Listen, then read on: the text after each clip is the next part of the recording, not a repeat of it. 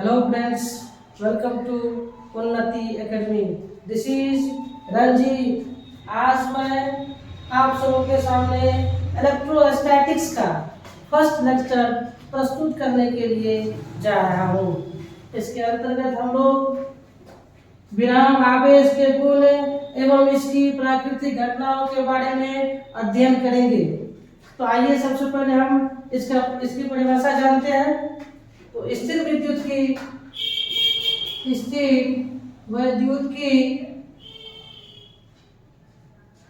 भौतिकी की वह शाखा है जिसके अंतर्गत विराम आवेश के गुण एवं इसकी प्राकृतिक घटनाओं के बारे में अध्ययन किया जाता है।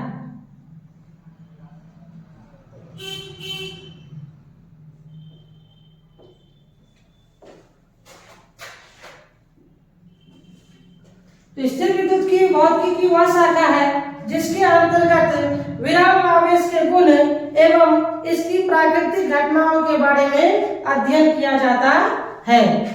इसके बाद हम लोग जानेंगे आवेश की परिभाषा। आवेश यानी कि चार्ज। आवेश इलेक्ट्रॉन एवं प्रोटॉन का वह गुण है जिससे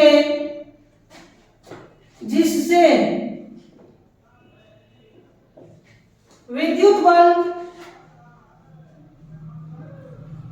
एवं चुंबकीय बल की प्राप्ति होती है।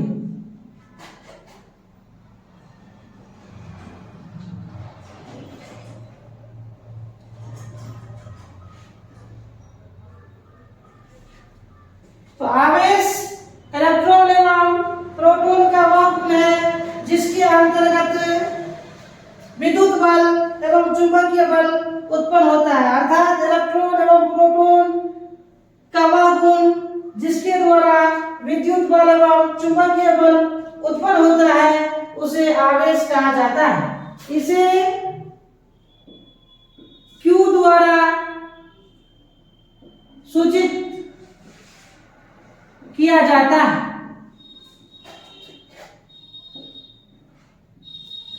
यह एक अदिश राशि है। इसका SI मात्रक कूलॉम होता है।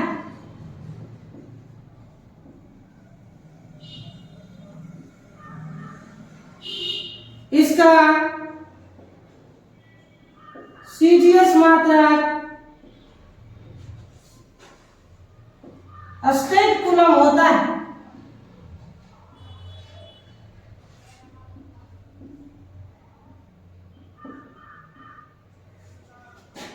एक कूलम बराबर 3 × 10⁹ स्टेट कूलम होता है।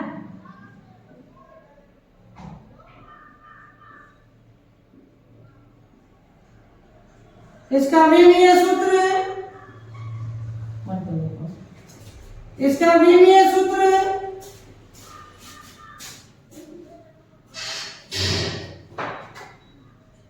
IT होता है।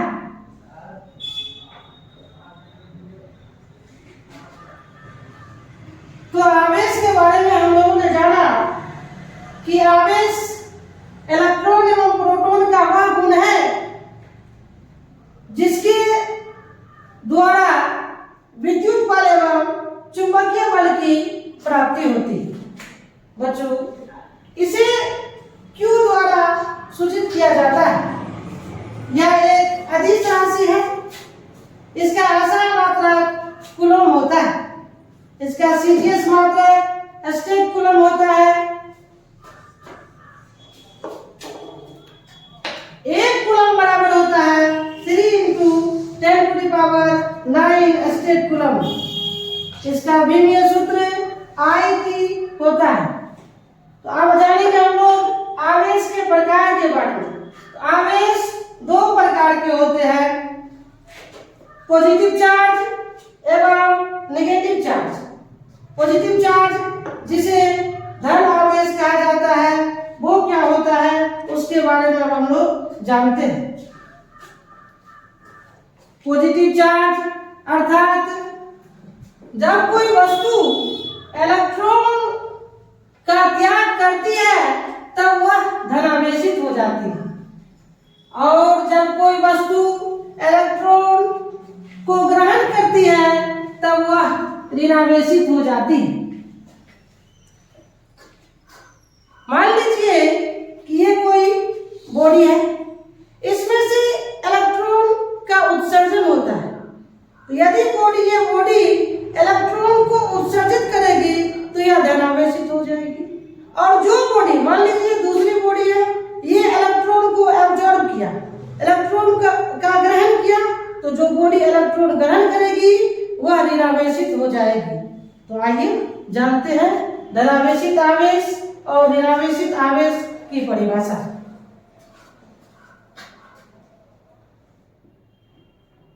धनावेशित आवेश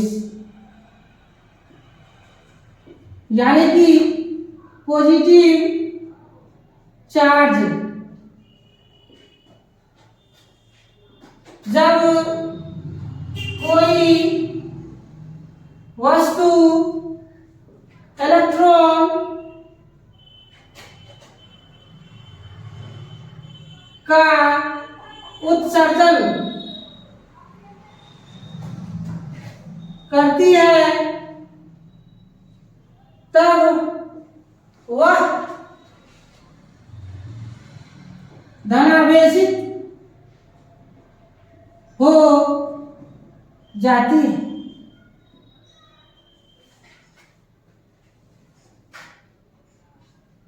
जब कोई वस्तु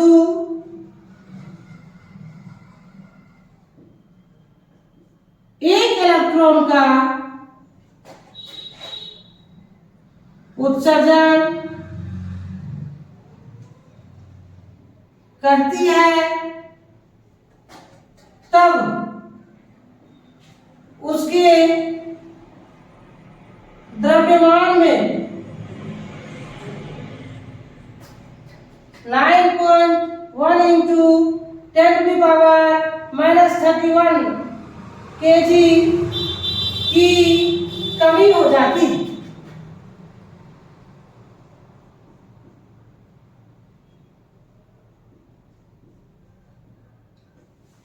तो याद रखना, जब कोई वस्तु एक इलेक्ट्रॉन का उत्सर्जन करती है तब उसके द्रव्यमान में 9.1 × 10⁻³ kg की कमी हो जाती है। अब हम लोग जानेंगे ऋणावेशित आवेश के बारे में।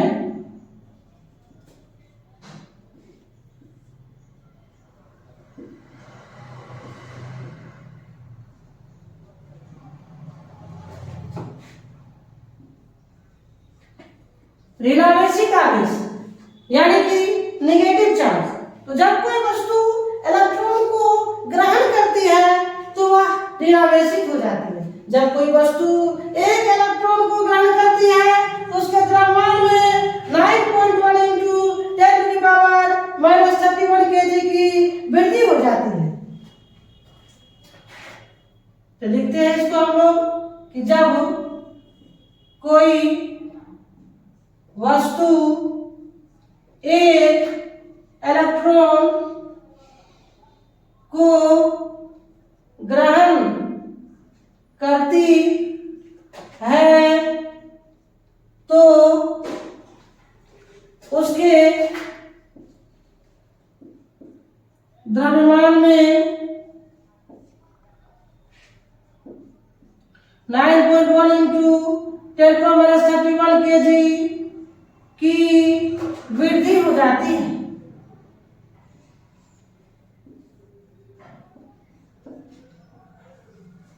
इसकी परिभाषा हम यहां लिख देते हैं।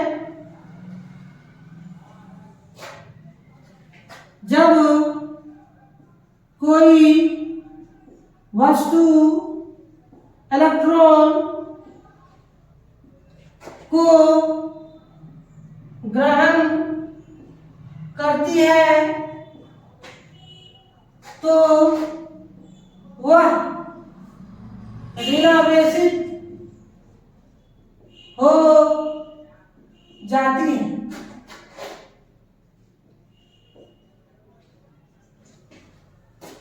अब हम लोग बात करेंगे आवेश का क्वांटीकरण क्या होता है। यहां तक लिख लिया आप लोग। अब आगे हम लोग जानेंगे कि आवेश का क्वांटीकरण क्या होता है।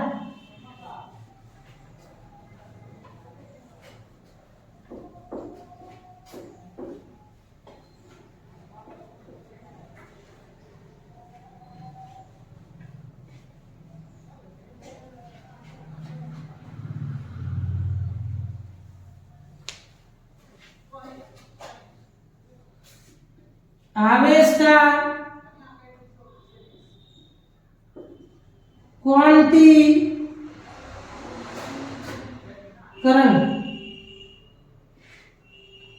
Quantization of charge. आवेश के वितरण की प्रक्रिया को आवेश का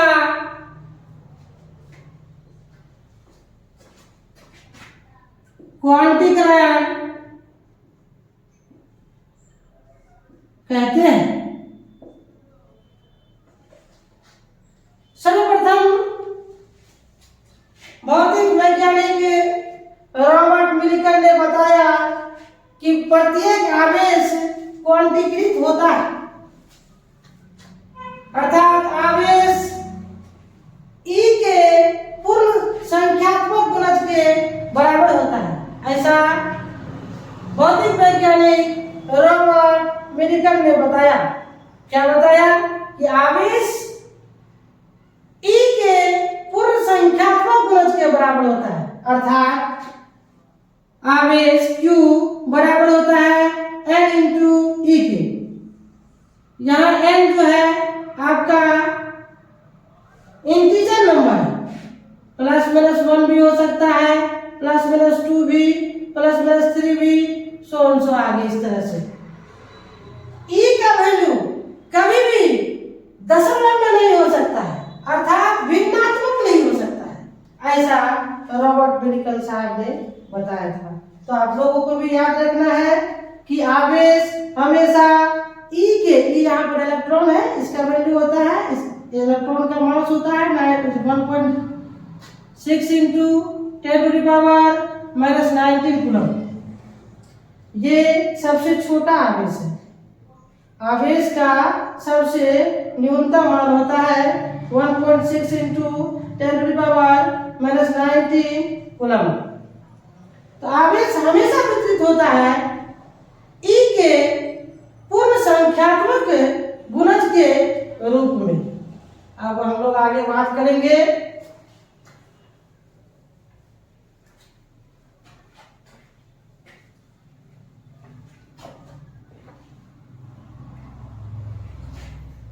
आवेश का पृष्ठ घनत्व के बारे में।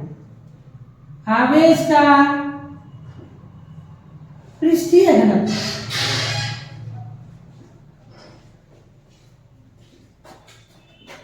सरफेस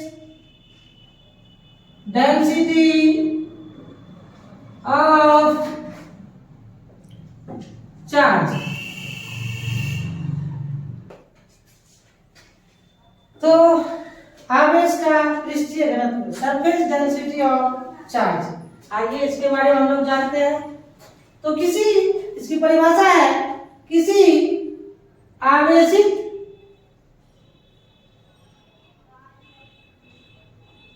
वस्तु के प्रति एकांक पृष्ठीय क्षेत्रफल पर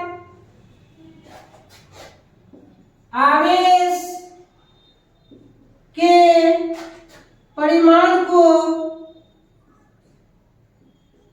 आवेश का पृष्ठीय घनत्व कहते हैं। इसे सिग्मा द्वारा सूचित किया जाता है।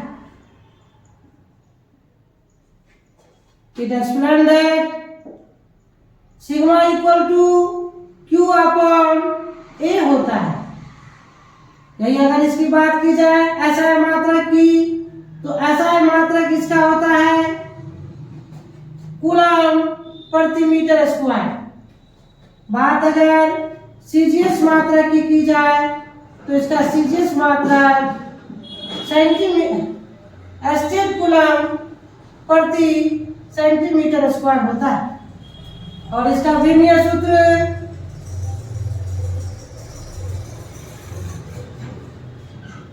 विमीय सूत्र बराबर I T upon L square, अर्थात आई टी एल का पावर -2 होता है। तो आगे भी हम लोगों ने जाना आवेश का पृष्ठीय घनत्व क्या होता है उसके बारे में। इसकी परिभाषा होती है कि किसी आवेशित वस्तु के प्रति एकांक पृष्ठीय क्षेत्रफल पर आवेश के परिमाण को आवेश का पृष्ठीय घनत्व कहा जाता है। इसे सिग्मा द्वारा सूचित किया जाता है। सिग्मा बराबर होता है Q अपॉन A। बात अगर इसका ऐसा मात्रा का किया जाए तो आवेश का ऐसा मात्रक आप लोग जानते हैं कि कूलम होता है और एरिया का ऐसा मात्रक मीटर स्क्वायर होता है। तो कुल मिला के अगर बात की जाए तो आवेश का पृष्ठीय घनत्व जो होता है उसका ऐसा मात्रक कूलम प्रति मीटर स्क्वायर होता है। बात अगर सीजीएस मात्रक की जाए, यहाँ सीजीएस लिखा जाएगा। सीजीएस मात्रक की अगर बात की जाए तो आवेश का सीजीएस मात्रक स्टेट कूलम होता है और एरिया का सीजीएस मात्रक सेंटीमीटर स्क्वायर होता है। तो कुल मिलाकर हम कह सकते हैं कि आवेश का पृष्ठीय घनत्व जो होता है उसका सीजीएस मात्रक स्टेट कूलम प्रति सेंटीमीटर स्क्वायर होता है। बात अगर इसके विमीय सूत्र की जाए तो इसका विमीय सूत्र होगा, आवेश का विमीय सूत्र आई होता है और एरिया का विमीय सूत्र एल स्क्वायर होता है। इस प्रकार इसका विमीय सूत्र हो जाएगा I T upon L square. इसको अगर लिखेंगे आगे तो इस तरह से लिख सकते हैं आई टी एल का पावर -2। अब आगे हम बात करेंगे आवेश का आयतन घनत्व क्या होता है।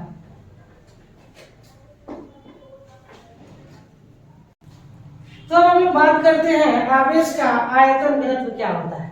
तो किसी आवेशित वस्तु के प्रति एकांक आयतन पर, यानी कि उसका जितना आयतन है उसके एकांक भाग पर है ना का जो चार्ज होता है उसी को क्या बोलते हैं, आवेश का आयतन घनत्व कहते हैं। तो आइए पहले इसको हम लिख लेते हैं।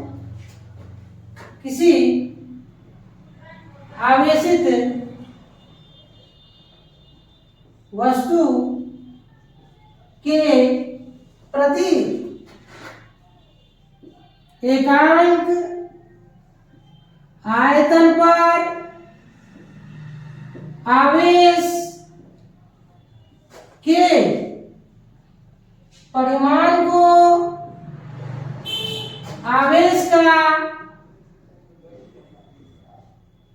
आयतन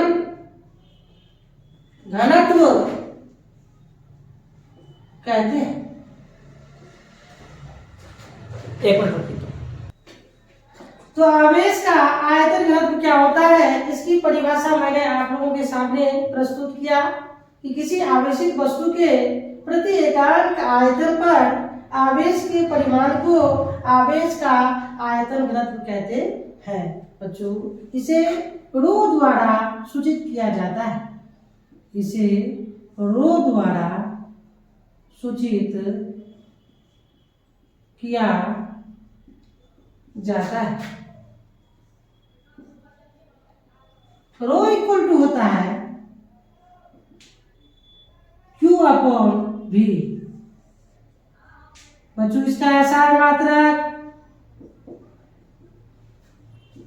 कूलम प्रति मीटर क्यूब होता है। इसका सीजीएस मात्रक, इसका CGS मात्रक स्टेट कूलम प्रति सेंटीमीटर क्यूब होता है। बात अगर विमीय सूत्र की जाए तो इसका विमीय सूत्र होता है IT अपॉन L का पावर 3। यूं आप इसको इस तरह से भी लिख सकते हैं IT L का पावर -3।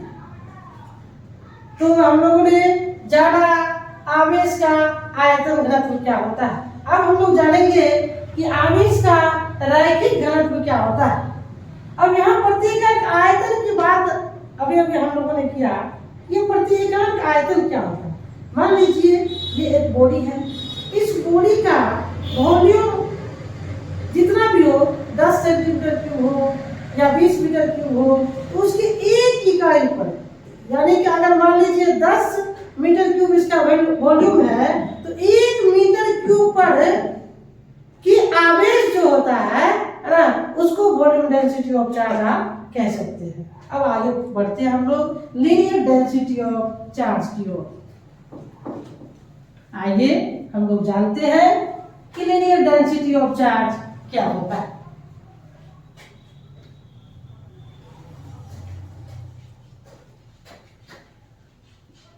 आवेश का रैखिक घनत्व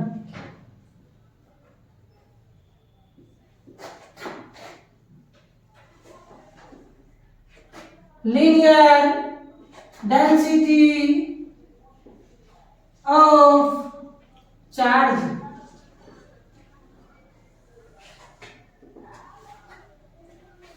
किसी आवेशित वस्तु के प्रति एकांक लंबाई पर आवेश के परिमाण को आवेश का रैखिक घनत्व कहा जाता है। मैंने तीनों ही डेफिनेशन एक जैसा प्रस्तुत किया है ताकि आप लोगों को आसानी से याद हो जाए। तो आवेश का रैखिक घनत्व, इसकी परिभाषा हम लोग देखते हैं। किसी आवेशित वस्तु के प्रति एकांक लंबाई पर आवेश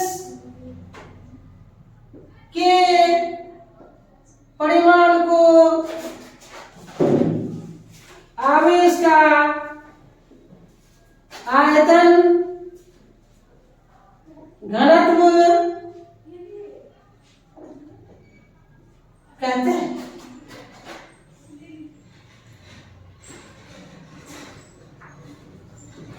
इसे लैम्डा द्वारा सूचित किया जाता है। It is explained that lambda equal to Q upon L होता है। बात अगर आसार मात्रक की जाए तो इसका आसार मात्रक होता है कूलम प्रति मीटर। और इसका सीजीएस मात्रक होता है सीजीएस मात्रक होता है, इसका सीजीएस मात्रक होता है स्थिर कूलम प्रति सेंटीमीटर। बात अगर विमीय सूत्र की जाए तो इसका विमीय सूत्र होता है, इसका विमीय सूत्र बराबर होता है आई टी एल का पावर -1। अब आगे हम लोग जानेंगे विद्युत बल के लिए कूलम का नियम क्या होता है।